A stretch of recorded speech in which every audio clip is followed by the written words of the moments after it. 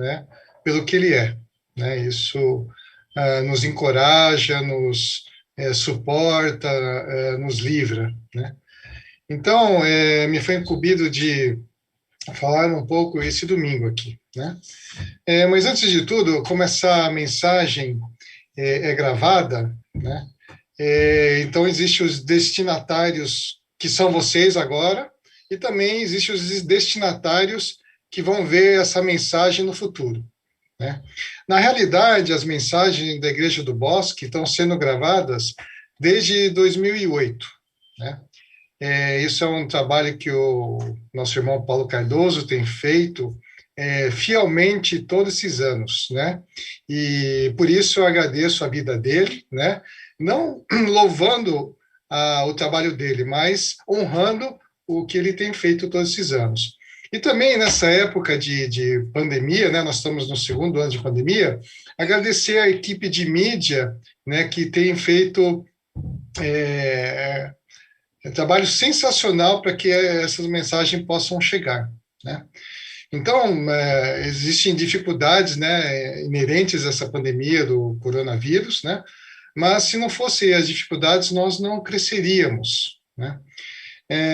Por exemplo, né, eu não gostava de apresentar, fazer reunião online. Agora, se eu não fizer, eu estou banido do meio social, né? Então, é uma coisa que foi necessariamente feita, né? Então, já fiz, né, 3 mensagens. Uma mensagem que foi uma gravação, né? E aí depois foi lá uma época, acho que foi em novembro, mais ou menos, né? Que eu estava lá no templo e estava sendo transmitido, né? Então, agora, esse é um novo modelo que eu estou aqui em casa, né? Aí eu posso tomar um café, posso tomar uma aguinha, né? Então, isso são novos desafios, né? Mas isso aí vem para o nosso crescimento, né? O que eu quero dizer com isso? Né? O nosso culto de oração, que é feito quinta-feira às 20 horas, hein? Tem convite, todo sempre, está com uma média assim, de 25 participantes. Quando era presencial, eram uns 10 participantes, né? Seu Rideu, Dona Caori, sempre os mesmos de sempre, né? Agora tem gente nova, né? Isso é uma alegria, né? Então não tem mais desculpa esse negócio é perigoso ir à noite na Igreja do Bosque e tal, é assaltado, né? Então, é um desafio. Também o Bosque Kids, né? Está usando essa plataforma logo antes da gente, né? Então, ele fica das 9 até umas 10 para as 10, né? Então, as crianças estão 10, 15 crianças participando, né, do Ministério Infantil, né? Isso é uma alegria. E também a mocidade tem usado essa plataforma no sábado. Então, está sendo bem, bem útil. A gente está percebendo um crescimento, né? Isso é a mensagem para vocês específicos da Igreja do Bosque, né? Para quem está me ouvindo isso no futuro, olha só, é interessante isso, né? Nós somos a Igreja Holiness do Brasil, a Igreja do Bosque, né? Holiness é uma denominação de origem de John Wesley, um inglês cristão, né, que foi até os Estados Unidos, tal, e criou uma linha assim de coração avivado, né? Isso também criou um discípulo dele lá em Chicago, D.L. Moody, né? Que tem o Instituto Moody lá em Chicago, lá na periferia de Chicago. Hoje em dia é um prédio somente que tem alguns estudos, um seminário, uma lojinha lá, né? E no começo do século XX, o Juji Nakata veio do Japão aprender o que é esse coração aquecido, né? Nem terminou a, a estadia dele lá, ele voltou para o Japão para trazer essa novidade. E um dos discípulos do Juji Nakata era o Takeo Monobe. Takeo Monobe que falou para o Juji Nakata, alguém tem que fazer alguma coisa pelos imigrantes que estão saindo lá do Brasil, do porto de Kobe, né, do porto de Yokoyama, né?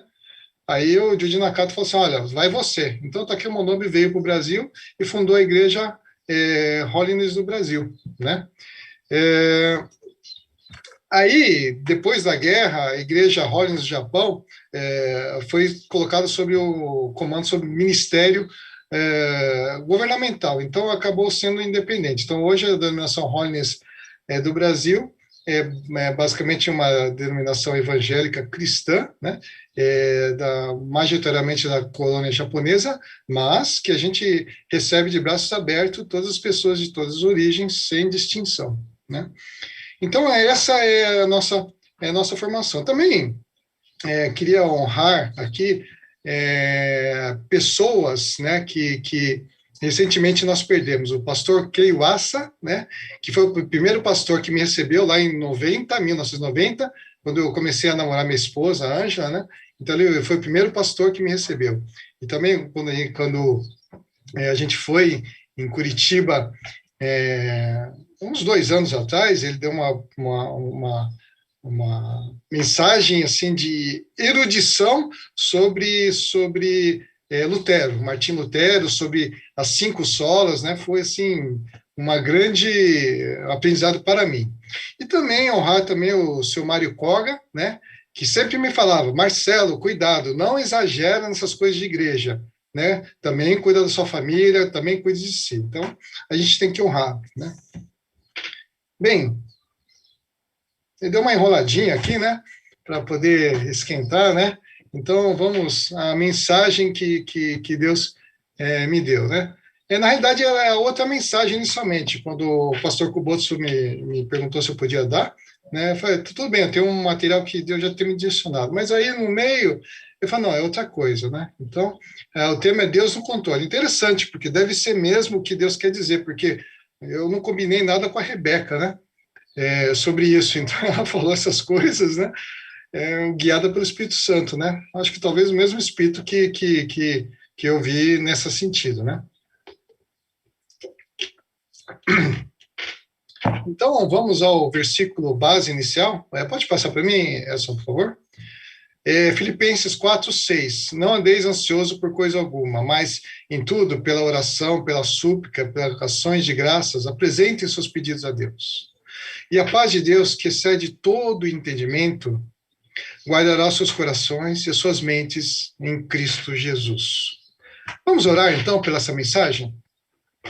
Senhor Deus Pai, te louvo, te agradeço por essa oportunidade de estarmos aqui, temos liberdade de te cultuar neste país, temos liberdade de ler a tua palavra, Senhor Deus. Sabemos que existem perseguições em todo o mundo perante a tua palavra, oramos por esses queridos que sofrem perseguição, mas damos graças que não sofremos isso, Senhor Deus. Te louvo e que nosso coração possa estar aberto à tua palavra, Senhor Deus.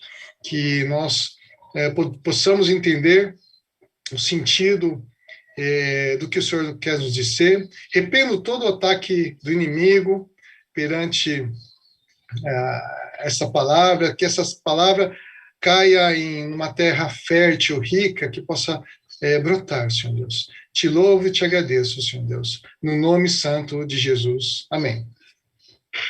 Bem, podemos passar para o próximo slide, por favor? Então, a gente vive tempos difíceis.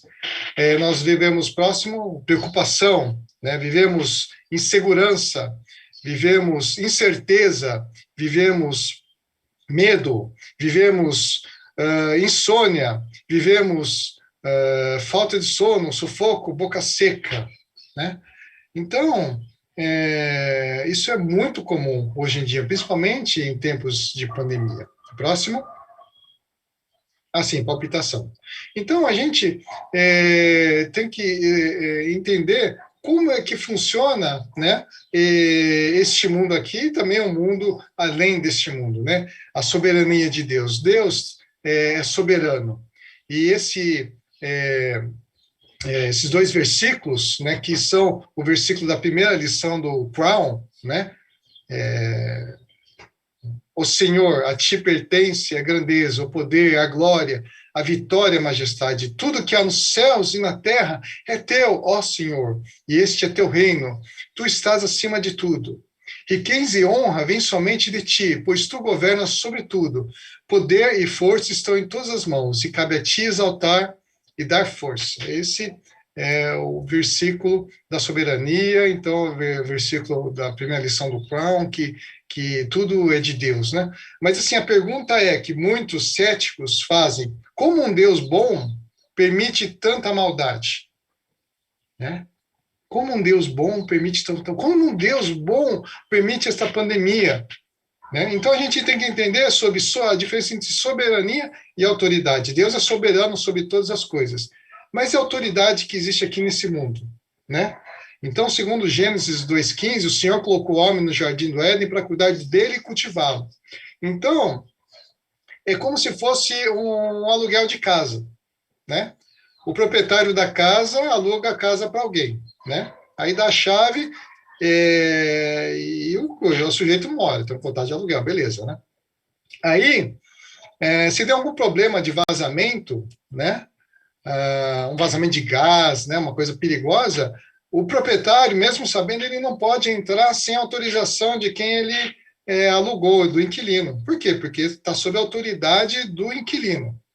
Então, assim, Deus é soberano, tá? Mas ele não pode vir no mundo, por quê? Porque ele deu essa autoridade ao homem. E o que o homem fez com essa autoridade? Próximo. E o homem declarou: visto que você deu ouvidos à sua mulher, comeu o fruto da árvore da qual eu lhe ordenara que não comeste, maldita é a terra por tua causa. Com sofrimento você se alimentará dela todos os dias da sua vida. Então, o que aconteceu? Deus não deu autoridade, a gente deu para o inimigo. A gente diz, a queda, né? O ser humano caiu, significa que a autoridade foi para o inimigo. Próximo. Mas Deus é bom, né?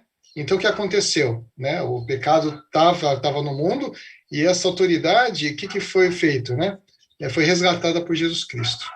Então, está escrito no Evangelho de João, eu já disse essas coisas para que em mim vocês tenham paz.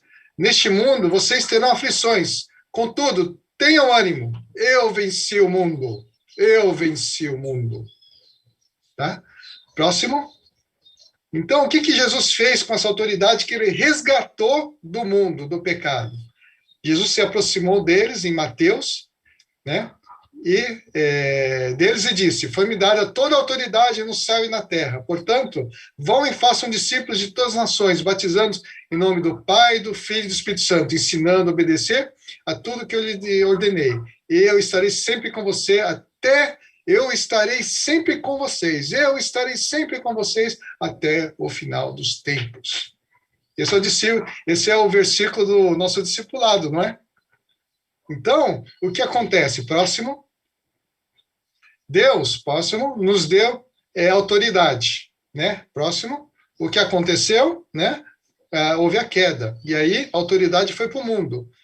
Jesus Cristo resgatou essa autoridade. E o que ele fez? Ele deu a nós que cremos em Cristo Jesus. Então, a gente tem que orar por esse mundo para que Deus, esse mundo é teu, mas age, por favor. Né? Por isso, né? Pode passar o próximo clique. Isso aí é uma mensagem, não, pode voltar um pouco, né? É uma mensagem do Craig Hill, né? No audiobook Por que Orar? Né? Esse é o racional, porque um Deus bom permite tanta maldade. Ele permite tanta maldade para permitir o livre-arbítrio. Mas ele não permite a maldade. Ele permite a maldade para que nós tenhamos chance de exercer a nossa bondade em Cristo Jesus. Então, Deus permite a maldade para poder permitir a bondade em Cristo Jesus. Né? Por quê? Porque se nós fôssemos obrigados a fazer somente as coisas boas, não teria o mesmo valor. É como um chefe que obriga todo mundo a dar presente no aniversário dele. Né? Qual é o valor desses presentes? Nenhum. Agora, se um empregado fala assim: olha, chefe, você é um chefe muito bom, está aqui um presente no seu aniversário, não estou puxando seu saco, mas eu queria te agradar. Aí tem mais valor, né? Então, essa bondade que vem de Cristo Jesus, através de nós, né? Essa bondade que realmente é a causa da maldade. Na verdade, Deus não faz a maldade. Quem faz a maldade somos nós, através do nosso egoísmo. Né? Então, esse é o funcionamento da soberania e autoridade. Por que um Deus bom permite tanta maldade? Para que a bondade possa acontecer. Né? Então, próximo. Então, a questão é, quem está no controle da vida? Né? Pode passar o próximo. Pode ir. A vida é o quê? Um carro simples para dirigir ou uma coisa um pouco mais complexa? O que está sob o nosso controle? Acho que muito do nosso sofrimento vem do desejo da gente controlar as coisas, pensando que a gente não vai sofrer. Mas o que realmente está sob nosso controle? A vida é um carro simples ou a vida é mais complexa? Essa pergunta, pode passar o próximo. E ansiedade, né? O que é ansiedade? Pode passar? É o desejo de controlar algo que não está sob nosso controle. Pode ir para o próximo, né? Isso aí é o seguinte, né? Eu jogo tênis, né? Coisa assim, meio de rico, né? Mas assim, eu também posso não jogar, né? Mas aí eu ficava muito ansioso, ia jogar, pô, mas que eu não sou um péssimo jogador, né? Então, como bom nerd que eu sou, eu fui estudar isso, né? E aí encontrei esse negócio, né?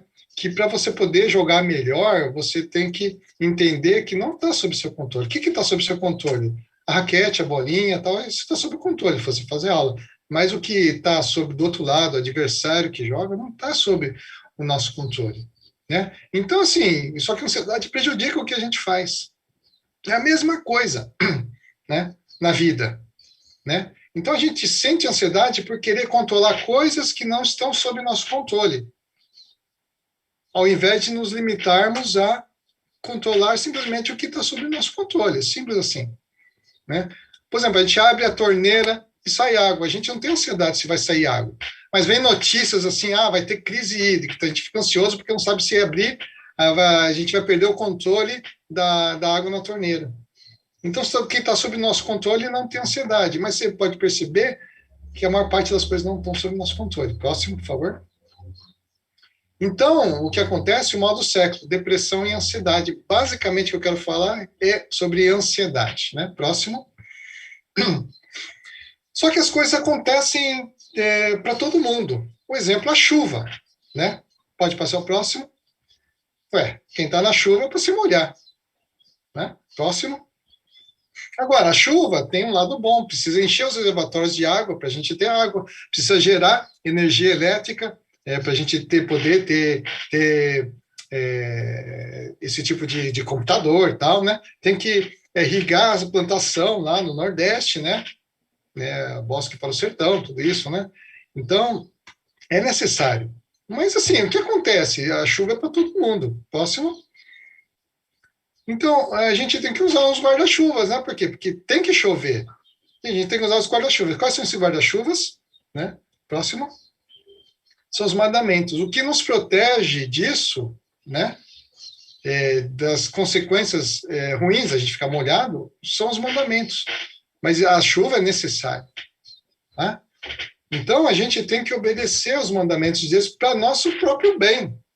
Ou a gente pensa que é para o bem de Deus. Meio arrogante isso, né?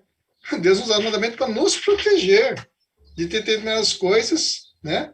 Sobre isso, né? O próximo, por favor. Só que, para isso, a gente precisa conhecer e confiar. Próximo. A gente tem que conhecer a Deus e confiar em seu caráter. Mas como conhecer a Deus e conhecer o seu caráter? Próximo. Como conhecer a Jesus e como conhecer o seu caráter? Tá? Próximo.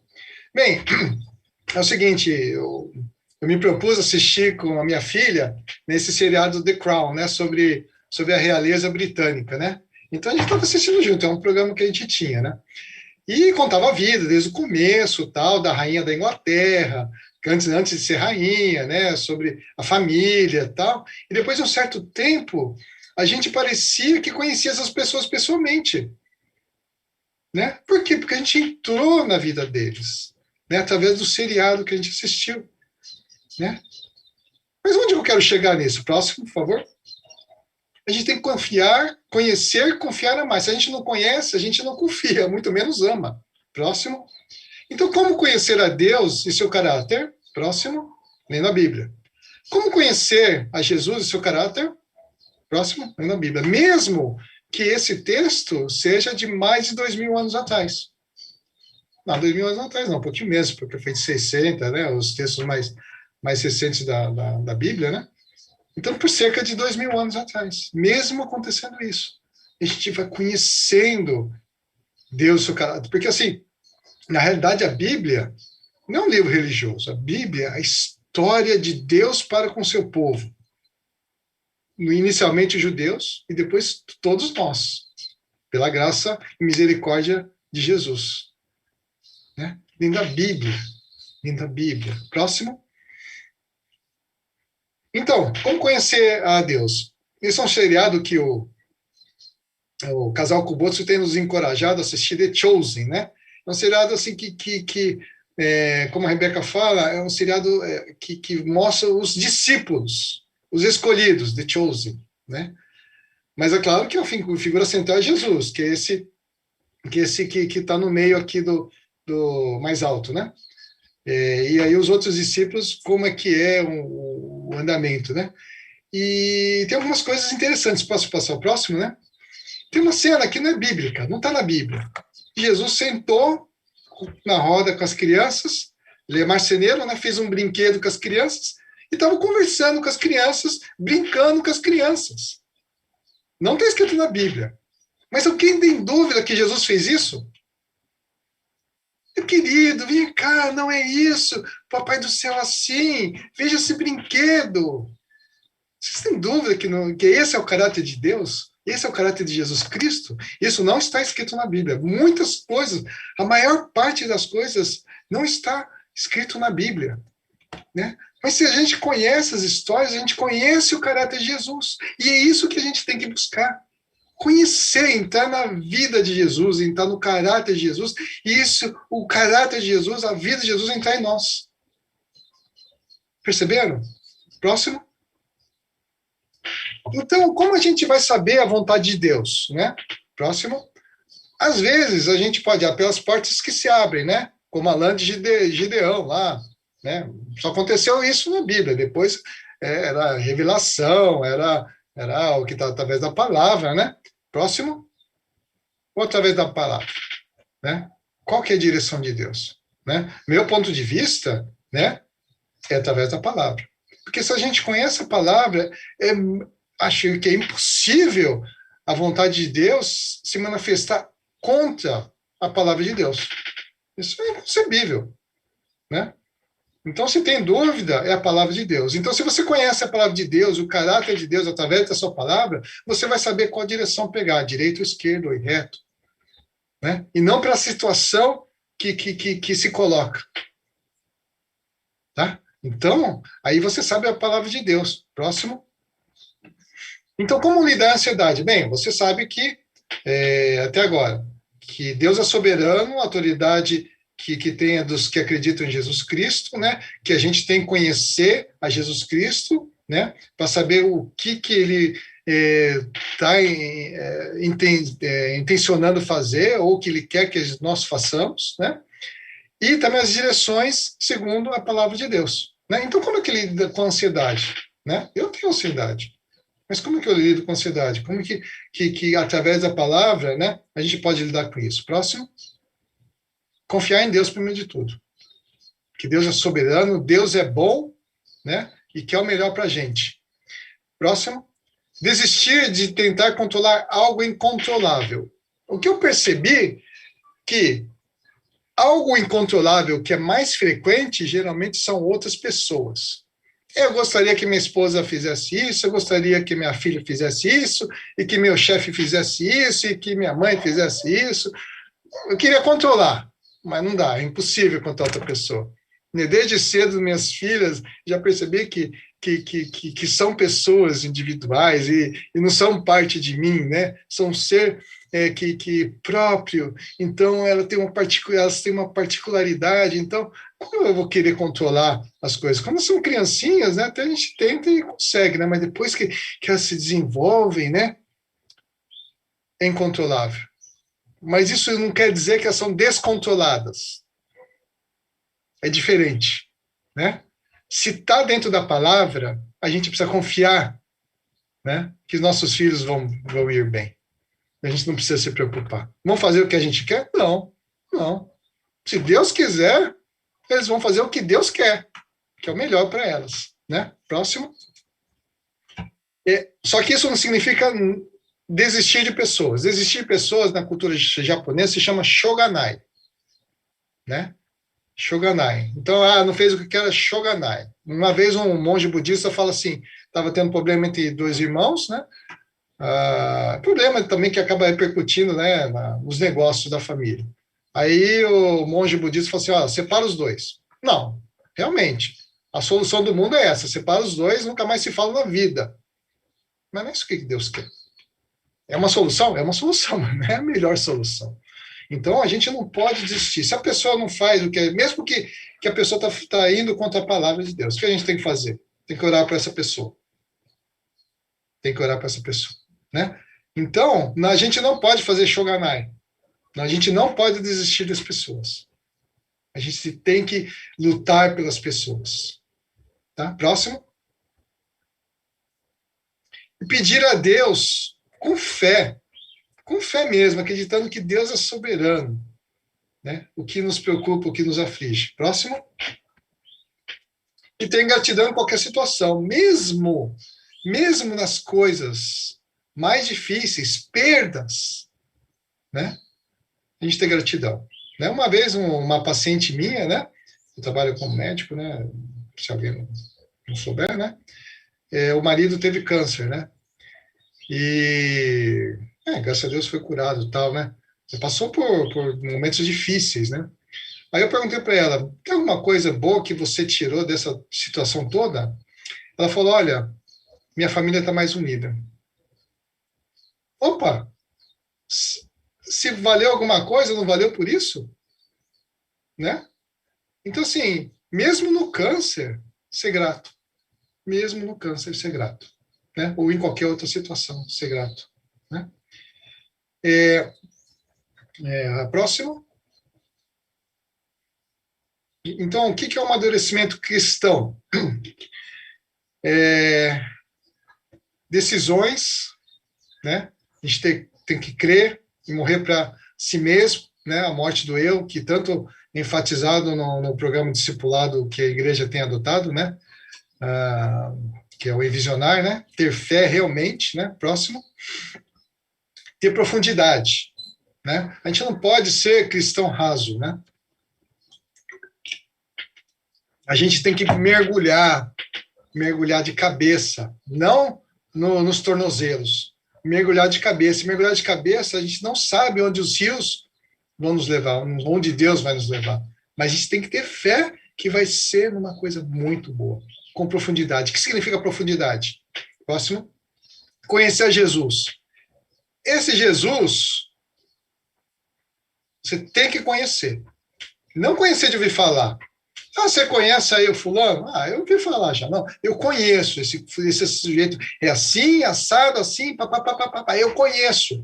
Eu conheço Jesus. Eu não contei pessoalmente, mas eu conheço ele. Tem um relacionamento com Jesus. Você pode mandar um WhatsApp para Jesus, né? Que é a oração, né? Jesus Cristo, eu tô bem agoniado, né? Ok, ele vai responder. Próximo. Depender de Jesus. Onde o rio da fé vai nos levar, a gente não sabe, mas vai ser um lugar bom, muito bom. Mesmo que às vezes a gente passe por turbulência. Tá? Próximo. E isso vai resultar em ações, amor ao servir. Quando a gente tem profundidade com Cristo, ele vai dizer: Eide, eu amo essa pessoa. É? Eu amo. Então o que você quer que faça? Faz isso. Tem certeza? Tenho. Tá bom, né? Tem duas possibilidades, ou obedeço ou não obedeço, né? Aí, assim, normalmente eu falo, você ama mesmo? Não, então eu também amo, né? Esse seu amigo é meu amigo também. Eu não conheço ele, mas ele é meu amigo também, né? Então, as ações de amor não servem para ser do amadurecimento, mas é um sinal do amadurecimento. A gente não pode servir antes de ter um relacionamento com Cristo. Então a gente tem que ir profundo, mergulhar fundo, de cabeça nisso, né? Próximo. Então voltando, né, ao versículo base, não andeis ansiosos, não andem ansiosos por coisa alguma, mas em tudo, pela oração e súplicas e com ações de graças apresente seus pedidos a Deus. E a paz de Deus, que excede todo entendimento, guardará seus corações e suas mentes em Cristo Jesus. Tá? Bem, queridos, Para concluir, próximo. A gente tem que crer que Deus está no controle. Próximo. Agora, uma coisa que eu tenho aprendido nesses anos. Se a gente não reconhecer onde a gente erra, a gente não muda. As pessoas que têm grande dificuldade em mudar são as pessoas que não reconhecem onde erram. É claro que tem gente que erra muito, tem gente que erra pouco, mas todos erram. Por isso que a gente tem que depender de Cristo. Certo? Então, a gente tem que reconhecer isso, confessar a Deus, né? Amargamente chorando, né? E aí renunciar a isso. Se a gente não faz esse processo, fica só no mental. Então aqui, beleza, o Eide falou sobre isso, é tudo racional, né? Tá bem claro, mas não muda nada na minha vida. Qual que é o problema? O problema é que onde você erra, se você não reconhece, você não muda. Esse é o ponto. Você pode fazer isso, né? Sozinho, mas precisa ter um certo grau, uma caminhada já, né?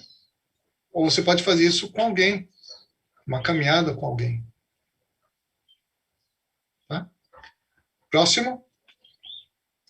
Conhecer e confiar em Deus e Jesus, e no Espírito Santo também, esqueci de colocar, né? Mas tem que conhecer, não de ouvir falar, mas de conhecer profundamente. Tá bom? Próximo. E pedir com fé, acreditando que Deus é bom.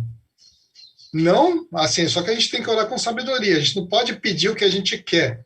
A gente tem que pedir o que é melhor, segundo a vontade de Deus. Tá? Próximo, deixa eu ver se é o último.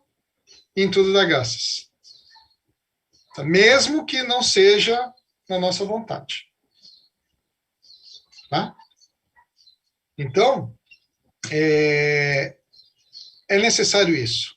Mesmo nas dificuldades. Pô, aconteceu uma coisa horrível aqui, mas vamos dar graça a Deus, porque alguma coisa boa a gente vai extrair disso. Assim, o que eu quero dizer? Nessa pandemia, com as dificuldades, a gente cresceu como corpo. O culto de oração que tinha 10 pessoas, tem 25 pessoas aqui. Eu creio que vai ter mais. Né? Aconteceu sexta e sábado o encontro das mulheres de Holiness. Mais de 300 pessoas estavam conectadas. Teve palestra sobre missões urbanas. Né? Foi apresentado, meu Maio me apresentou sobre o Holiness Solidário, antigo Bosque Solidário, né? Então ganhou uma dimensão muito maior. Né? Teve palestra sobre como lidar com perdas, com luto.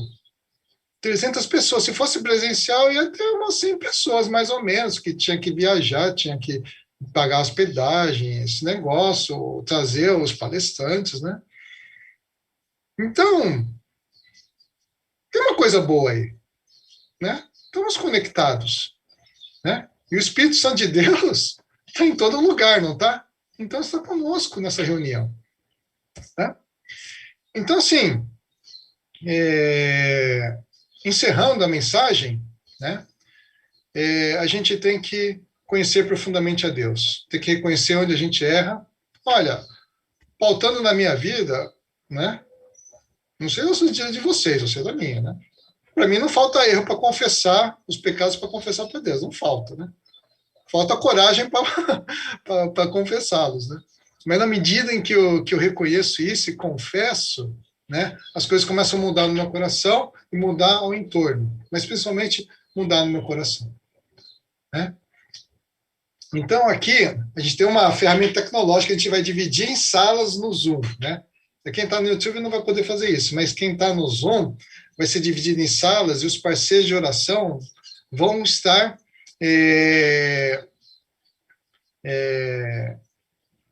orando por quem quiser. Né? Aí, é o seguinte, né? Tem um ícone no Zoom, que aqui embaixo chama Reactions. Aí tem um negocinho de levantar a mão, né? Então, quem quiser oração, né? Levanta a mão assim, digitalmente, aí o pessoal da mídia aí vai dividir, vai ter pessoas para poder orar. Tá? Então, isso é bem legal. né? Bem, minha mensagem está encerrada, é isso que foi me designado a trazer, né? Bem, a parte dessa mensagem tem um emissário, que é Deus, e tem um mensageiro, que sou eu, né? Se teve algum problema na mensagem, considerando que Deus é perfeito, aí fica por minha conta, né? Então, mas assim, dou glória a Deus que eu consegui terminar isso, né? E dou graças a Deus por ter essa oportunidade, né? Agora a gente vai para o momento de avisos. O pastor Luiz vai dar um aviso, né? E depois o pastor Shinobu também vai dar um aviso. Estou fazendo diligência também, né? Para aproveitar, né? E aí o pastor Shinobu vai dar a benção apostólica, tá bom? Muito obrigado, irmãos. Deus abençoe a todos. Tenham uma excelente semana e que, mesmo nas dificuldades, a gente possa dar graças a Deus, né? Tanto pelas bênçãos, né, como os desafios que a gente tem enfrentado.